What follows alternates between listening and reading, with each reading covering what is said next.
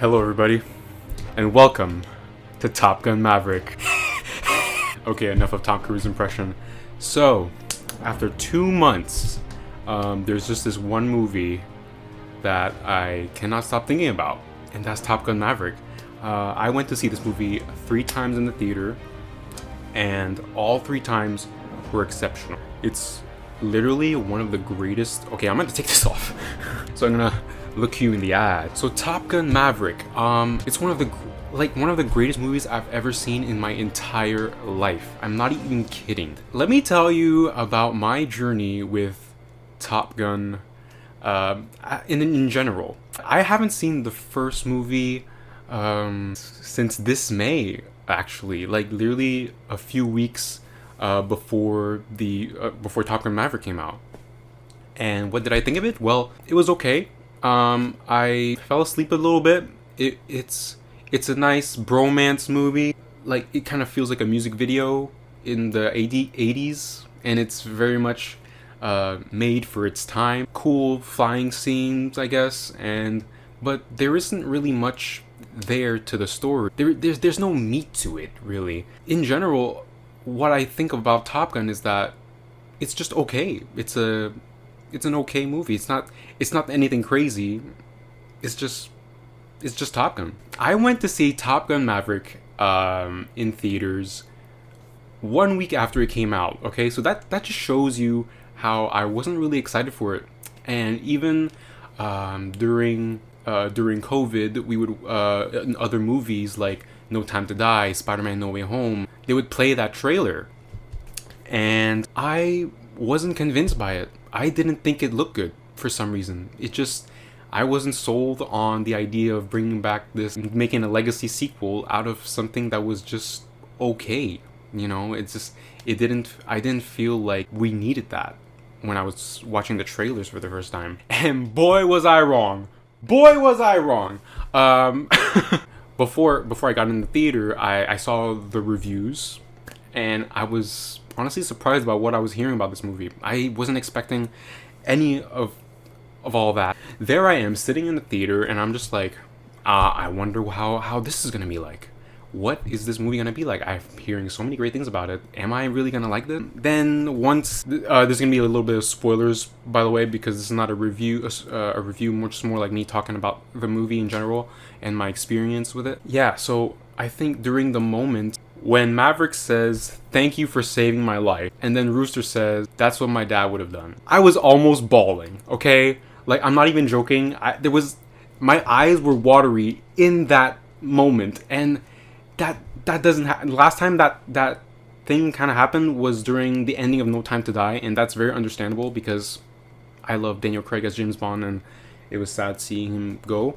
But this, I wasn't expecting to feel any emotion for Top Gun Maverick. This is fucking crazy. And then once Lady Gaga's "Hold My Hand" song starts blasting, I was like, holy shit, this movie is amazing. This movie, like, that's when you realize that this movie, like, lots of studios today, as you probably noticed, what they do is that they decide to bring back characters from the old movie, from an original movie, and then bring them back like 30 plus years later and make a sequel out of it. For example, Jurassic World Dominion, Spider-Man No Way Home, Star Wars The Force Awakens, Terminator Dark Fate. Why did I think of that movie?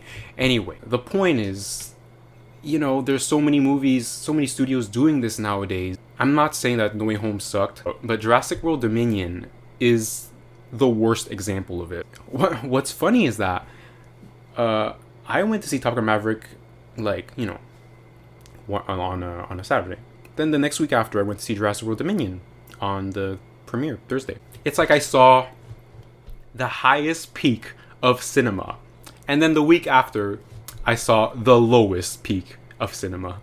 Like, it's fucking hilarious how that even happened. Like, I literally saw the greatest movie that I've seen in recent years, and then the next week after, I was like completely let down. But yeah, basically what I was saying is that they are bringing back these characters, and they usually they don't do it correctly, or they try to rush it and that doesn't fit with their character at all, and then they mess up everything, and then it just becomes a massive letdown. But Top Gun Maverick, I have to say, does it perfectly. Like, literally the best legacy sequel ever, hands down.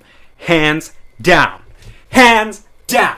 And also just, Tom Cruise, like, he's giving us such a wonderful performance in this movie. And also he's such a legend for when the movie starts, there's like a little special message from him at the beginning, and then he's telling us that how they shot all the flying scenes for real and nothing was fake, and he's telling us to enjoy the movie. Like, that made me think, like, holy shit, I've never seen another movie where an actor or director decided to, like, give a speech before a movie starts. And when I saw this movie 3 times, so I got to see his speech 3 times, and I was like, this man's a legend. He can put his own speech into a movie, and then it doesn't matter what day it is. No matter what day it is, you are seeing that speech with Tom Cruise. That just shows he is a true movie star. Like, seriously, I always appreciate him for his art and his dedication to what he does. I love Tom Cruise, really. I love Tom Cruise, and of course he does all his own stunts. So when the movie starts, you hear these sounds.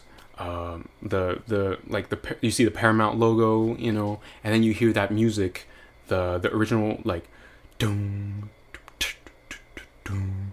I don't know how to do it, but basically, during the second and third viewing, I just got a massive smile on my face when those few notes started. I was just like, holy shit. And then the next moment that really made me smile is when Tom Cruise rides his motorcycle, and you see that shot.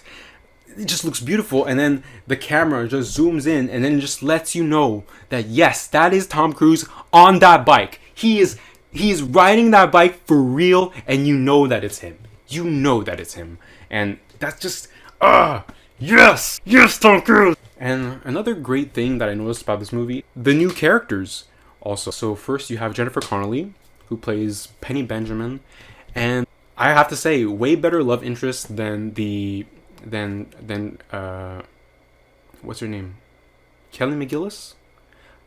I think it's Kelly McGillis. Yes, she plays Charlie. Yeah, with Charlie, it was literally just like, oh, okay, like, it was very rushed and just forced. It didn't feel natural at all. But with Penny Benjamin, like, she's not just there as a love interest. She is there as a character. She's there to help Maverick through this journey. Yeah, that's amazing. And she's wonderful in it, by the way. Wonderful in it. And also the new characters, as in, like, the fighter pilots. So you got Rooster. The emotion, the drama between Rooster and Maverick. It's just so good. You have Hangman, who's an asshole, but you kind of like the way he talks because he's kind of cool, because yeah, he is cool anyway. And then you have Phoenix, who is a standout because for once they didn't try to make it a big deal that she's a female that's a fighter pilot, and she's being treated the same way as all the other dudes in the team. They didn't try to make her a love interest or whatever. Like, she is a character. She is her own person, just as much as Penny Benjamin and Jennifer Connelly. Yes. And even the other people, like other characters like Coyote, Fanboy, and Bob, obviously.